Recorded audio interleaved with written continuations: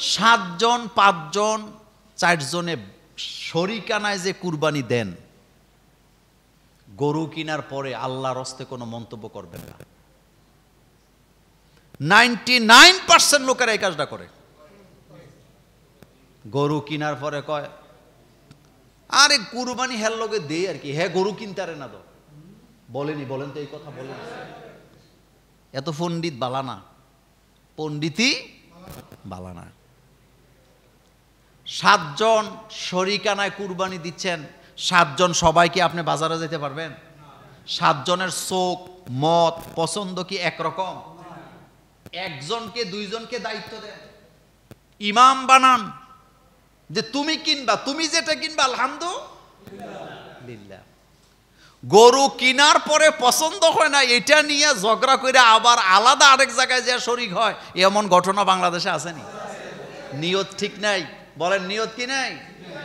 ঠিক নেই। বাজারে যে গরুর ফাঁসা দেখে, কি দেখে? ফাঁসা দেখে।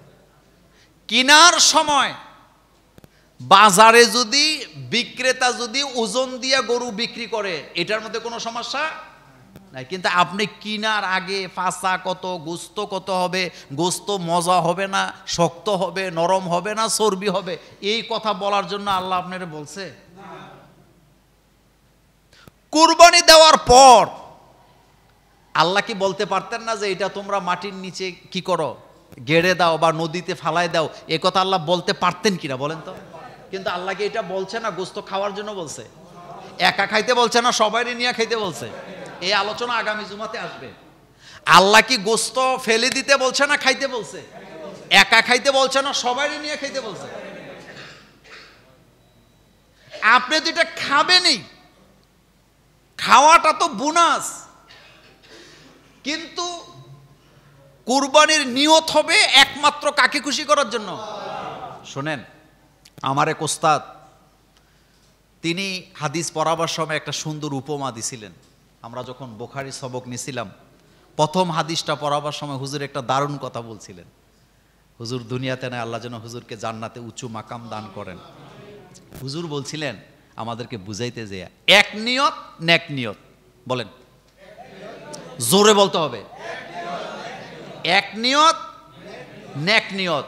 নিয়তের মধ্যে যদি গরমিল থাকে, এই নিয়ত কখনো নেক নিয়ত হতে। হুজুর বুঝাইছে এইভাবে, দেখ সুইয়ের মাথা থাকে কয়টা? তা আপনি যদি মনে করেন একটা মাথা দিয়ে একবার সিলাই, 2টা মাথা দিলে তো তাড়াতাড়ি শিলান যাব, এই সুই দিয়ে শিলান যাব নি? যে কোনো নেক কাজ করেন, নিয়ত হবে একটাই, আমি আমার আল্লাহকে খুশি করার জন্য কাজটা করতেছি। কাকে? আর কোনো নিয়ত কি? তাইলে আপনি কাজে সফলতা পাবেন, বরকত পাবেন, এটা আল্লাহর দরবারে কি হবে? কবুল। কিন্তু আপনি ছেলে গরু খায় না, বউ খাসি খায় না, এজন্য 2টাই দেয়, আবার খুব অহংকার করে কয় আমার বউ গরু খায় না তো এই জন্য খাসিও একটা কিনছি, বলেনি? তাইলে এই যে খাসি কিনছে, এটা কি বউর লেগে কিনছে না আল্লাহর জন্য কিনছে? হ্যাঁ, এরকমের লোক এই কথা বলতে বোধহয় আপনারা শুনেন নাই। খাসি লইয়া যাইতেছে বাড়িতে, রাস্তার মধ্যে লোকেরা কয় কি ব্যাপার খাসি নিয়ে যাইতেছ? আপনার বাবি তো গরু খায় না, এই জন্য খাসিও একটা কিনছি। হ্যাঁ, এত পণ্ডিত ভালো না। বলেন এক নিয়ত, কুল ইন্না সলাতি ওয়া নুসুকি, আমার বলেন আমার নামাজ, আমার কুরবানি কার জন্য? আল্লাহ পাকের জন্য। হযরত ইসমাঈল আলাইহিস সালাম যে কথাগুলি বলতেছেন, তার বয়স তখন 6 থেকে 7 বছর। সুবহানাল্লাহ। কয় বছর? আরো কম। ফালাম্মা বালাগা মাউসাইয়া, হাঁটা চলার বয়স। ছেলে কি দায়িত্বশীলতার সাথে জবাব দিলেন, বাবা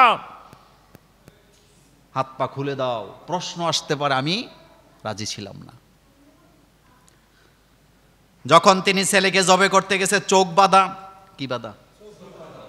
তিনি তো জানে তার ছেলে কোরবানি হবে, কিন্তু বাপ কাকে খুশি করার জন্য গেছে সেখানে। ঘটনা করতেছে মিনাতে। কোথায়? কোথায়? মিনাতে। শয়তান ধোঁকা দিতে চাইছে কয়বার? ইব্রাহিম আলাইহিস সালাম থামছেনি। থামছে? এই জন্য হাজিরা শয়তানরা পাথর মারে কয় জায়গায়, তবে শয়তান কিন্তু সবটি এক বয়সের না, একটা বড়, একটা ছোট, আর একটা মাইজা শয়তান। আহা, কয় জায়গায় ধোকা দিছে, আটকাইতে পারছে? ছেলেকে যখন জব করতে গেছে ছুরি দিয়া, তিনি তো জানে ছেলে জব হবে। যেই মাত্র ছুরি নিয়া ইসমাইল আলাইহিস সালামের গলার কাছে তিনি গেছে পোজ দেওয়ার জন্য, আল্লাহ পাক বললেন ওয়াতাল্লাহু লিল জাবিন, আমি তাকে আহ্বান করলাম, অর্থাৎ আমি ইসমাইলকে সরায় দিলাম, ইসমাইলের জায়গায় আমি আমার জান্নাত থেকে দুম্বা পাঠায় দিলাম।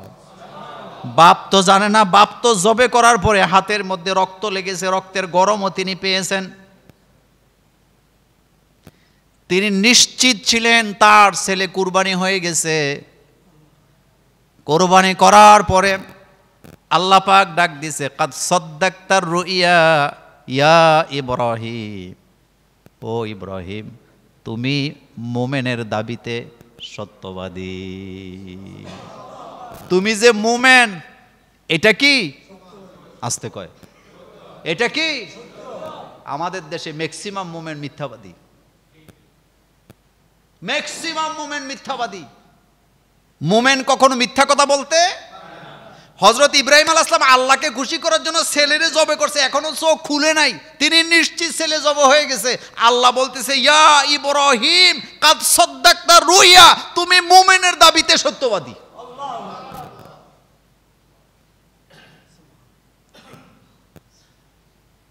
ইন্না কাযালিকা নাজজিল মুহসিনিন, এটা তো আমার পক্ষ থেকে তোমার জন্য পরীক্ষা ছিল। কি ছিল? চোখ খুলো। ইব্রাহিম আলাইহিস সালামের চোখ খুলে দেখে ছেলে দাঁড়ায় আছে, সামনে দুম্বা কুরবানি হয়ে আছে। শুনেন, বাচ্চাদেরকে আমরা চিপস চকলেট খেতে দিই না, দেওয়ার পরে আমরা বলি আমাকে একটু দাও, দাদা নানিরা বলেনি তো, চকলেটটা যখন দেয় তখন বোধহয় দাদা নানারা খাইয়ে ফেলে, আবার কি করে শুধু দেয় না, একটা চুমাও দেয়। তা আল্লাহ পাক ইব্রাহিমকে বলছে তুমি তোমার সন্তানকে আমার জন্য কুরবানি করো, তো সন্তান দিছে কে? তো এখন আল্লাহ চাইছে নাকি? এখন ইব্রাহিম ইসলাম দিতে রাজি হয়েছে নাকি হয় নাই? হয়েছে, এটাই হলো মোমেন্ট। কিন্তু আপনি বলেন তো, আমাকে আপনাকে ছেলে মেয়ে সম্পদ দিছে ডাকে? এত আসতে না, জোরে বলেন কে দিছে? তা আল্লাহ যখন কয় আমার জন্য দেও, তখন কলজা সিরি যায় কেন? তাহলে বোঝা গেছে মোমেনের দাবিতে সত্যবাদী হতে। শুনেন, যত বখিলই হন 1.5 টাকা নিয়ে কবরে যেতে পারবেন না, পারবেন? যত বখিল হন, যত বখিল হন, যত বখিল হন, শুটকি খাইতে খাইতে কলজারে শুটকি বানান, টাকা নিয়ে কবরে যেতে পারবেন? সম্পদ নিয়ে কবরে যেতে পারবেন? এটা জানার পরেও যারা এর থেকে শিক্ষা নেয় না, এদেরকে আল্লাহ পাক বলছে তারা হলো গন্ড মূর্খ। কথা কয় না, তারা কি মূর্খ? গন্ড মূর্খ। সন্তান দিল আল্লাহ, চাইলো আল্লাহ, এটা দিতে রাজি না।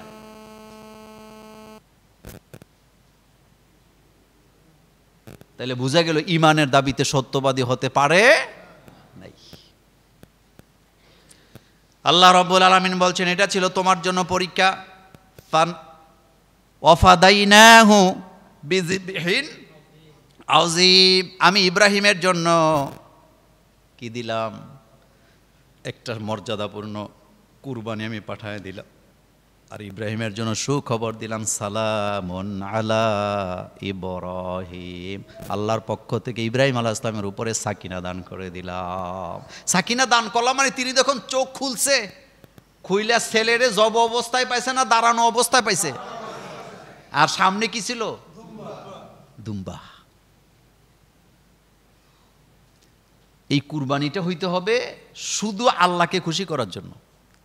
নতুন মাইয়া বিয়ে দিছে, কুরবানি না দিলে বেয়াইয়ে খাইব কি? বেয়াইরে কি দেখাইব? নাতি নাতকুর ছেলে মেয়ে কোন দিকে তাকাবে? আবার অনেকে আছে ছাগল খায় না, গরু কুরবানি দেয়। অনেকে আছে গরু খায় না, ছাগল কুরবানি দেয়। তা আপনি খাওয়ানোর লিগে কুরবানি দিছেন? নিয়ত তো এমনই বুঝা গেল। কুরবানি মানেই হলো কুল ইন্না সলাতি ওয়া নুসুকি, বলেন আমার নামাজ আমার কুরবানি কার জন্য? ওমা হিয়া ইয়া আমার জীবন, ওমা মাতি আমার মরণ কার জন্য? আল্লাহ পাকের জন্য। আমার কলেজার ভাইয়েরা, আম্মা জানা আয়েশা সিদ্দিকা রাদিয়াল্লাহু তাআলা আনহা বলেন, রাসূলুল্লাহ সাল্লাল্লাহু আলাইহি ওয়াসাল্লাম তিনি নিজের পক্ষ থেকেও কুরবানি করতেন, তার স্ত্রীদের পক্ষ থেকেও তিনি কুরবানি করতেন।